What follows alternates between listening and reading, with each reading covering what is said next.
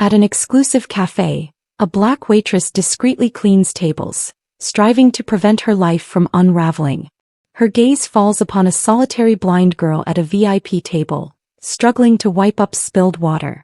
Without a second thought, the waitress intervenes, gently guiding the child's hands, offering solace and a comforting drink. Unbeknownst to her, the girl's mother, a billionaire, observes from outside. And what none of them grasp is that this simple gesture of compassion is about to forever alter all their lives. It was 4:45 p.m., and the gentle murmur of conversation blended with the subtle chime of silverware at Café Lumino, an elegant coffee house nestled between two galleries in Newford's cultural hub. A soft jazz melody drifted through the air, and the scent of freshly ground espresso mingled with the crispness of early autumn. The café was a favorite among politicians' spouses and high-powered executives whose assistants always requested precisely one ice cube in their water. Amidst it all, at a corner table marked reserved, sat a young girl. She remained perfectly still, hands clasped in her lap, her posture ramrod straight as if meticulously trained. Oversized sunglasses concealed her eyes, yet her chin trembled imperceptibly. She reached out tentatively across the table, fingers searching for something absent. "The Braille menu," Lena Carter whispered to herself, polishing the marble countertop, her brows drawn. The 27-year-old waitress, tall and graceful with rich espresso-brown skin and coiled black hair gathered in a loose bun, had encountered numerous patrons during her 2 years at Lumino. But this child was different. Lena had worked this floor long enough to distinguish between someone abandoned and someone merely overlooked for too long. This was the first. He turned to the barista. "Has anyone served table 5 yet?" she asked, her voice hushed, careful not to attract notice. Kevin Jennings, the floor manager, didn't glance up from his phone. In his late 30s, sharply dressed in navy slacks and a starched shirt that accentuated his trim build, his tone was clipped, corporate. "Amelia Taylor's daughter. She's particular about who serves the girl. Don't touch that table." Lena's eyes darted back to the girl, who had just overturned the delicate vase at the table's center. Water rapidly spread, drenching the front of her ivory dress. The child gasped, not loudly but a sharp, sudden intake of breath, and fumbled for napkins with shaky hands, missing the spill entirely. "I said don't," Kevin repeated, sharper this time, noticing Lena approaching the girl. Lena paused for just a beat. Her voice was firm, quiet, yet laced with steel. "She's scared." Kevin exhaled sharply, fingers still tapping his screen. "Lena, you're on probation. You don't get to make decisions here. If Miss Taylor finds out you interfered, she already left her daughter here for over an hour." Lena retorted, keeping her voice even. "What are you going to do, fire me for bringing her a napkin?" Kevin's jaw tightened. He stepped closer, lowering his voice. "I'm not warning you again." But Lena had already moved. Her apron swayed as she crossed the floor with determined strides, disregarding the sidelong glances from customers. She slowly knelt beside the girl, lowering herself to eye level. "Hey, sweetheart," she said gently, her voice embracing the girl like a warm shawl. "I'm Lena. I'm just here to help you clean up a little. Would that be okay?"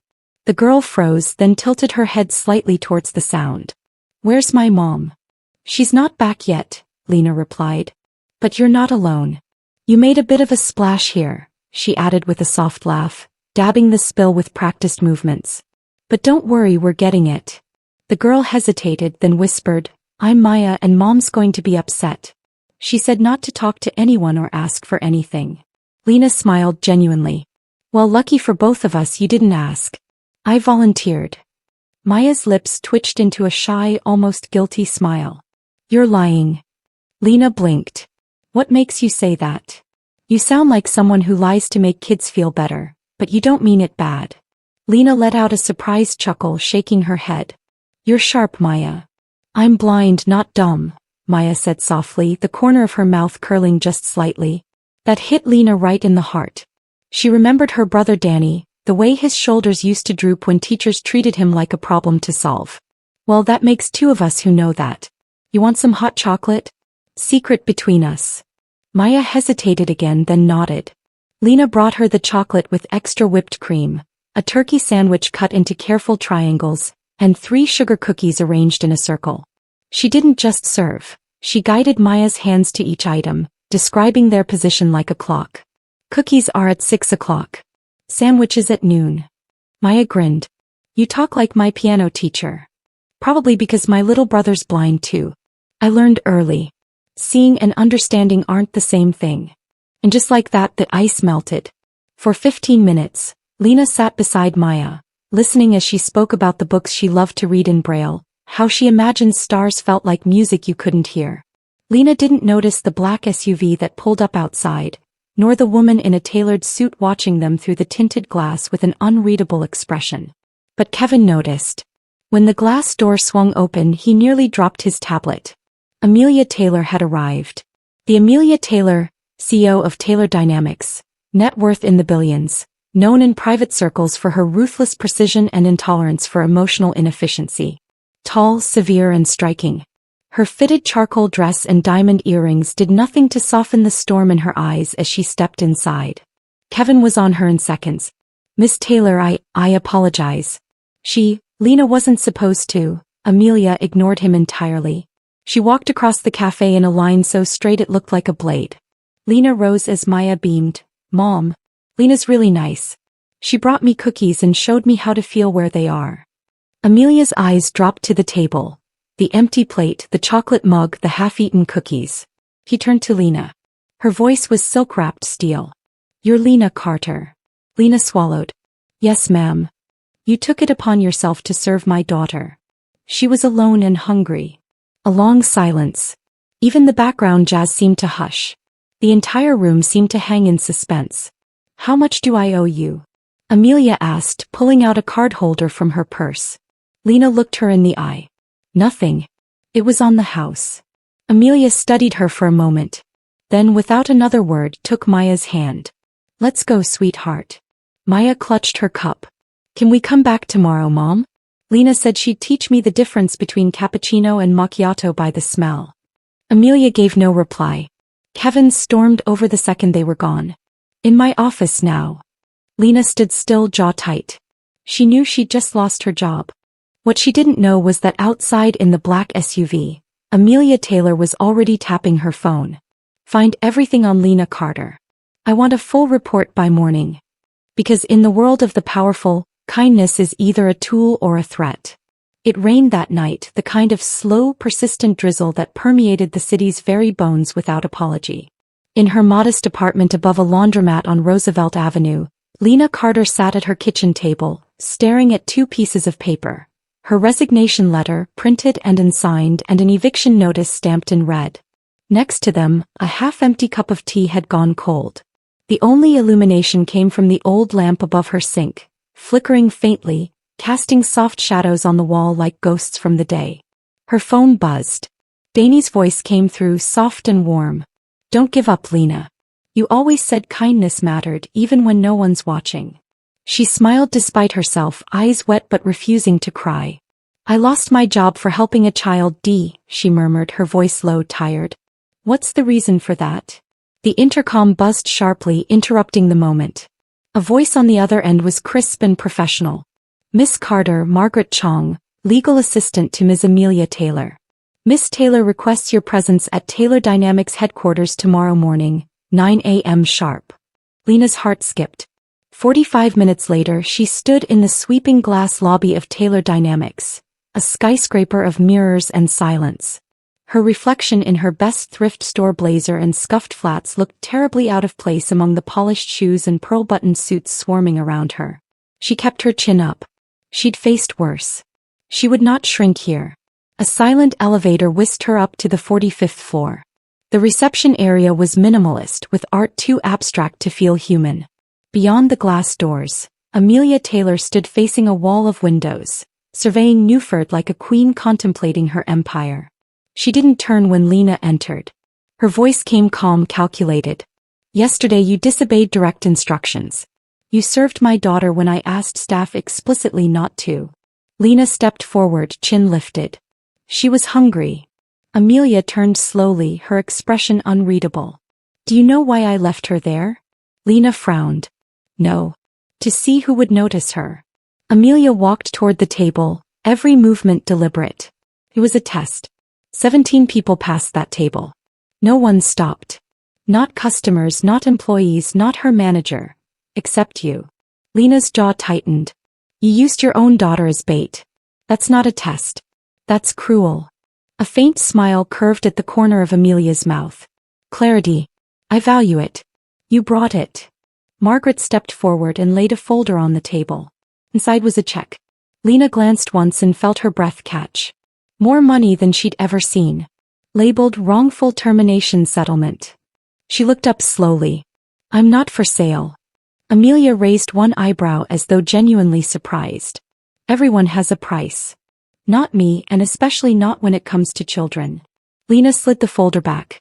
Her voice didn't tremble, but the fire in her chest burned clean and hot. You can keep your money. What you did to Maya yesterday, it wasn't strategy. It was abandonment dressed in control. Margaret stiffened, clearly waiting for a storm that never came. Amelia simply studied Lena, tilting her head ever so slightly. Interesting, she said finally. My daughter has never asked about anyone after these experiments, but she asked about you multiple times. She turned toward a second file Margaret now opened, which brings me to a different proposal. Lena narrowed her eyes. My daughter needs a companion, someone she trusts. You demonstrated a natural connection with her. I'd like to offer you the position. Live-in, full benefits, schedule flexibility, and a salary 10 times what you made at the cafe. Me. Lena's voice was cautious. Amelia stepped closer. Because Maya hears what most people miss, she detects dishonesty like a scent. You were honest and your file is enlightening. She gestured to the documents. Psychology major. Dropped out to care for your brother after your mother's passing. 3 part-time jobs to fund his enrollment at Braxton School for the Blind. Consistently top 10 in your class. Lena felt a chill crawl across her spine. How do you know all that? Amelia didn't answer. I have resources. I also know your brother is a musical prodigy. Wellington Academy is offering auditions next month. I could make a call if you accept the offer. Lena blinked, her stomach twisted. Emotional manipulation cloaked in opportunity. That's blackmail. That's business, Amelia corrected softly. Later, as Lena rode the elevator back down, her phone buzzed again. A message from Wellington Academy. A warm voice on the other end of the line asked to confirm Danny Carter's audition time. Lena closed her eyes. That night, after hours of pacing, she pulled out her old laptop and typed, Amelia Taylor accident blindness. Nothing. But then something strange. A buried news article with blurred headlines, CO's daughter injured in collision. Clicking deeper, she found references to a sealed court case, a private settlement, and finally, an archived email leaked long ago from Amelia's estranged brother Thomas Taylor. You were texting while driving, Amelia. The lawyer silenced the story. But you know the truth. Maya deserves to know. Lena leaned back, stunned. The accident that blinded Maya wasn't a twist of fate. It was a mistake. Amelia's mistake. Covered up, buried, sealed. She stared out the window as the city lights flickered below. Her reflection caught in the rain-streaked glass. She now understood. This wasn't about a job. This was about a child locked in a cage made of secrets, watched by a mother obsessed with control. And that meant Lena couldn't walk away. Not for the money, not even for her brother, but because Maya deserved someone who would see her for who she truly was and give her what no empire ever could. The truth. And what Amelia Taylor didn't realize yet was that the woman she tried to buy was the same woman now quietly planning to expose the cracks in her kingdom. That realization, the truth behind Maya's blindness, stayed with Lena like a stone under her ribs, pressing deeper with every breath. Still, she accepted the job not because she trusted Amelia Taylor, but because the only way to protect Maya was from the inside. The following week, Lena moved into the guest quarters of the Taylor estate, a sprawling white brick mansion tucked behind iron gates in North Newford, where the windows were too clean and the silence too perfect. Maya greeted her with a squeal and a hug that caught Lena off guard. You really came, she said, her arms wrapping tightly around Lena's waist. I told Mom you'd come. I could feel it. That night, as they sat in the music room, Maya feeling the ridges of an old jazz record cover, Lena watched Amelia pass in the hallway, her heels clicking like a metronome against marble floors. There was a stiffness to her, a woman walking through her house as if it belonged to someone else, or maybe as if she couldn't trust anything not locked behind a contract. The days that followed were strangely serene. Maya blossomed under Lena's presence, laughing more, asking questions, insisting on helping with breakfast despite often knocking over the milk. "The stars must be like music we can't hear," she said once, tracing the constellations on a braille map Lena had brought her. "We feel like they're there even when we can't see them." Lena listened, amazed at how much light Maya carried and how little of it her mother seemed to notice. Amelia rarely joined them, always moving from one meeting to another, her interactions with Maya brief and oddly formal. Questions about therapy schedules, never about feelings.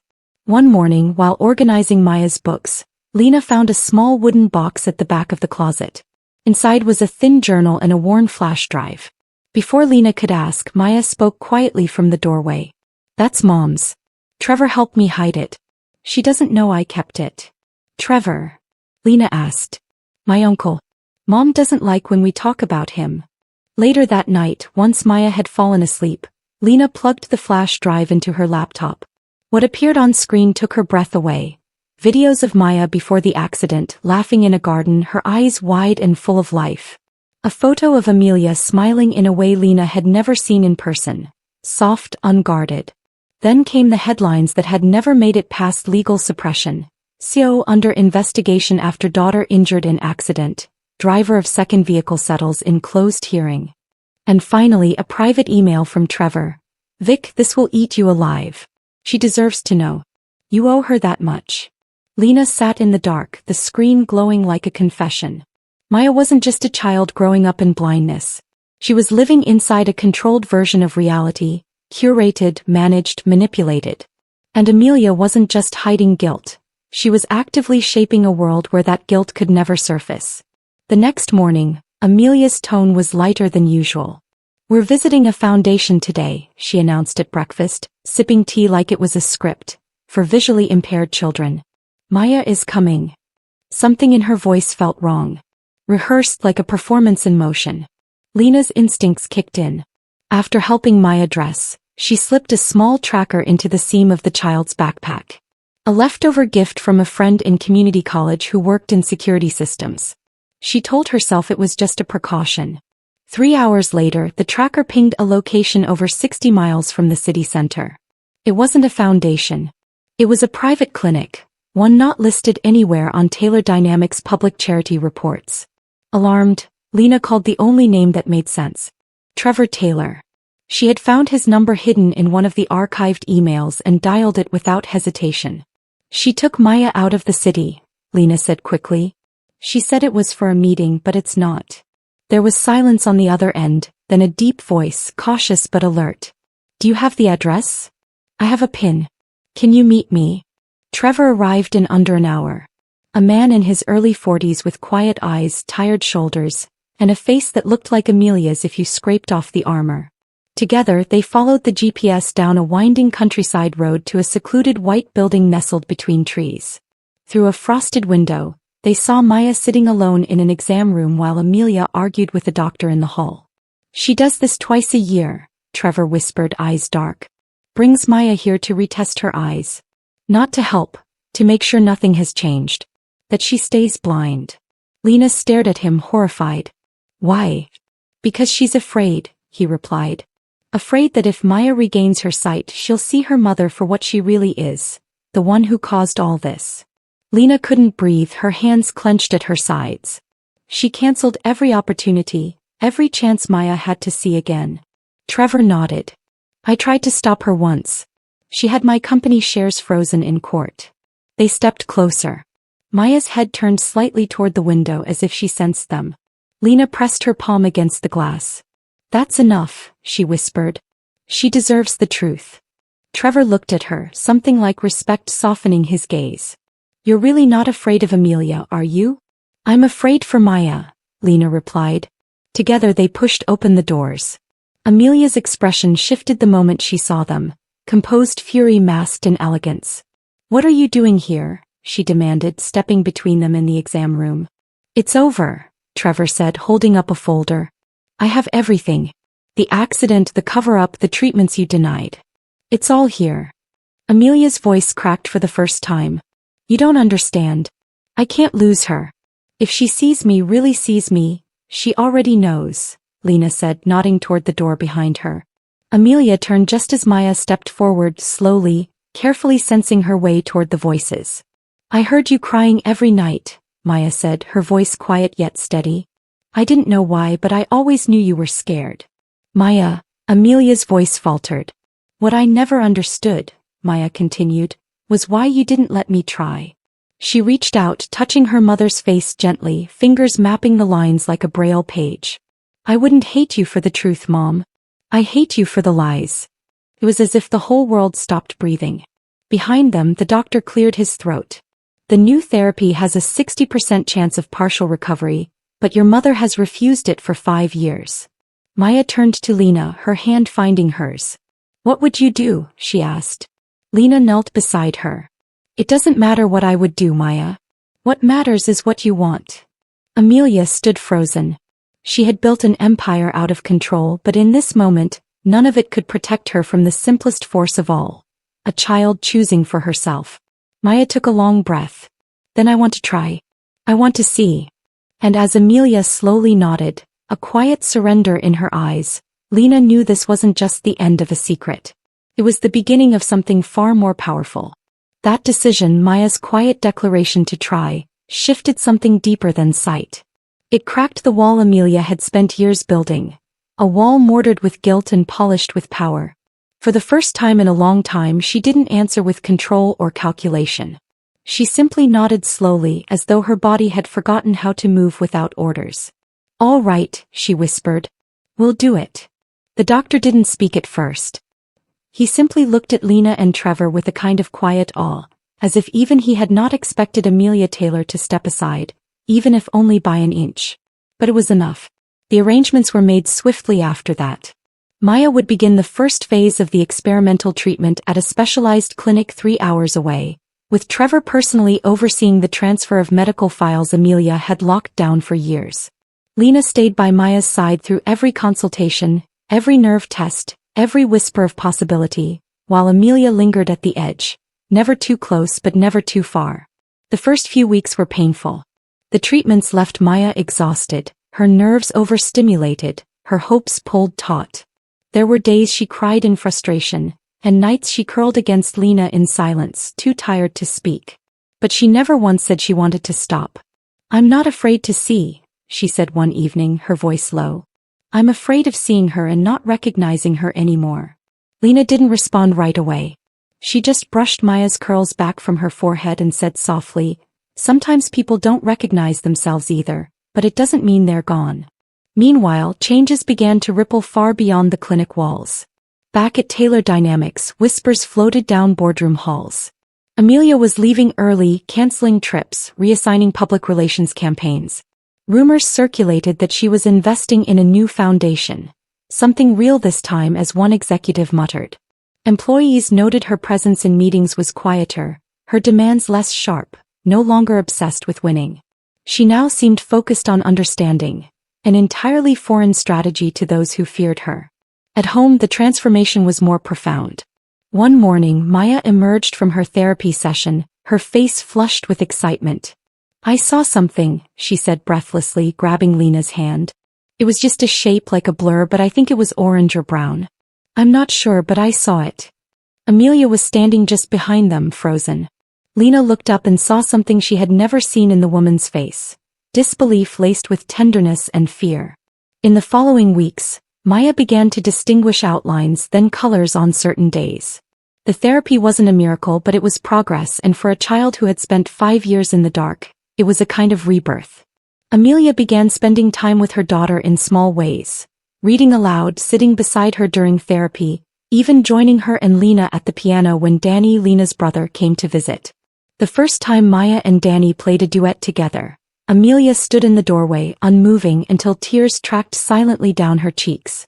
That night, on the balcony overlooking the city skyline, Amelia joined Lena as the lights shimmered far below. For once she didn't wear heels, just a cardigan and bare feet on stone. Did you know she'd get better? She asked quietly. Lena shook her head. No, but I knew she deserved the chance. Amelia nodded slowly, her gaze fixed on the horizon. You know what scares me more than losing her? She asked. realizing that for 5 years I kept her in the dark. Not because I thought it was best, but because I couldn't stand the idea of her seeing the worst of me. Her voice cracked almost imperceptibly. And now she does, and she still wants me near.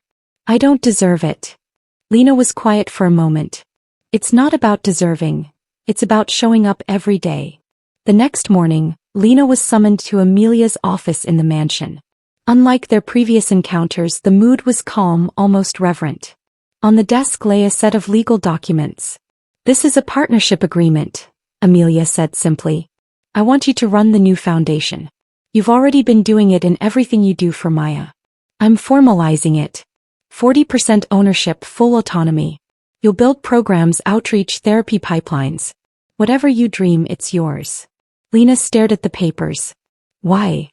Amelia exhaled. "Because you saw my daughter when I only saw my failure. You taught her to believe again, and you taught me to stop running from the truth."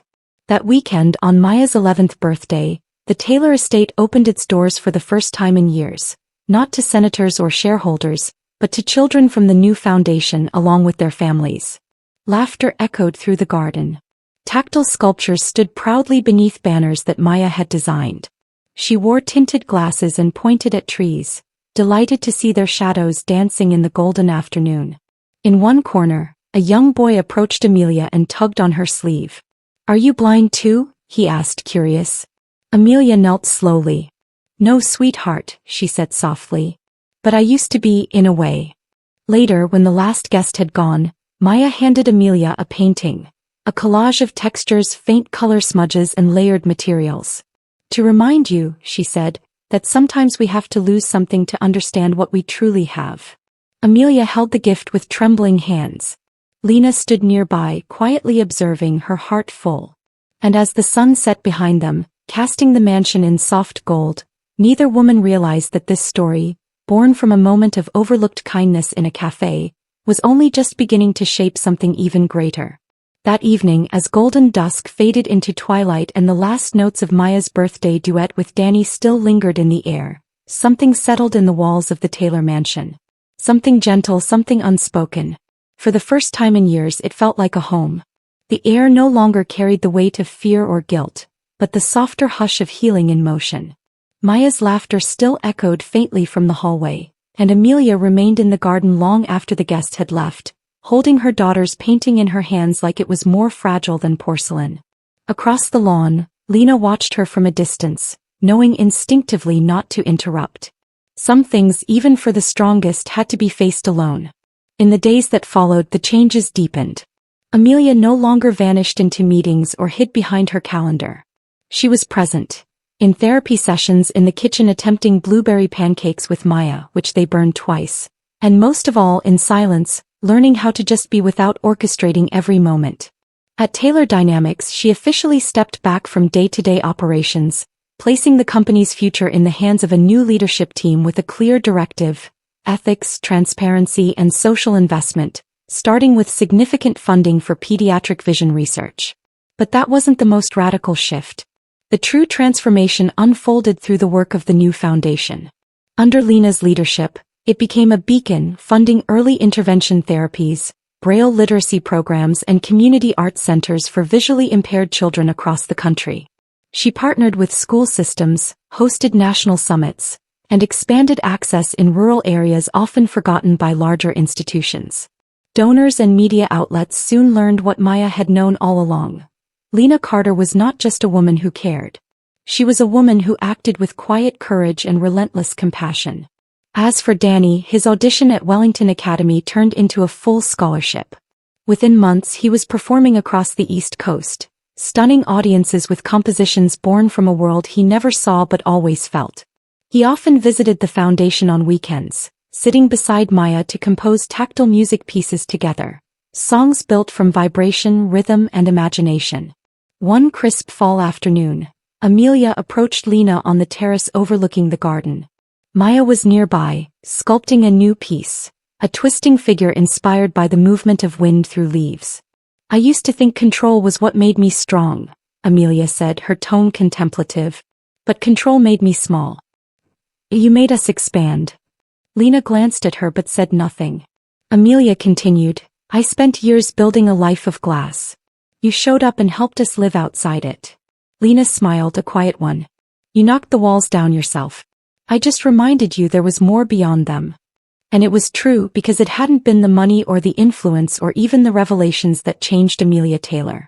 It had been the slow, painful process of seeing not just her daughter's needs, but her own wounds, her own humanity. The act of truly seeing, of being seen, had unraveled her empire and rebuilt something better. On the first anniversary of the foundation's launch, the mansion once again filled with laughter, music, and children exploring an outdoor art exhibit Maya had curated. Her vision remained partial, shapes, shadows, bursts of warm color on good days, but she no longer feared what she couldn't see. She had learned to shape the world through what she felt, what she loved, and who she chose to trust. That evening, as the sky dimmed and lanterns flickered to life along the garden path, Maya stood beside Lena and whispered, "You changed everything." Lena shook her head gently. "No, sweetheart, you did. I just saw you when the world forgot to look." In a quiet moment, a little girl tugged at Amelia's sleeve. "Are you the one who started all this?" she asked. Amelia crouched to her level, smiling, not the practiced smile of a CEO, but the softened one of a mother who had finally forgiven herself. "No," she replied. "It started with someone braver than me. A waitress who chose kindness when no one else did." As the lights glowed soft around them and music drifted from the piano on the porch, the camera of memory zoomed out, not from the wealth or prestige, but from the warmth of second chances, the miracle of truth, and the belief that one act of courage, even in the quietest corner of a cafe, can ripple through generations. And though the story seemed to end there, with healing, with family, with justice fulfilled, it was really just the beginning. Because now Lena Carter, the woman who once wiped down counters and refused to put a price on her soul, stood at the helm of a movement. And in the lives she touched next, in every child who walked through the doors of new sight, in every parent who learned to hope again, the story would live on. Not every act of kindness is rewarded, but some change the world forever. Join us to share meaningful stories by hitting the like and subscribe buttons. Don't forget to turn on the notification bell to start your day with profound lessons and heartfelt empathy.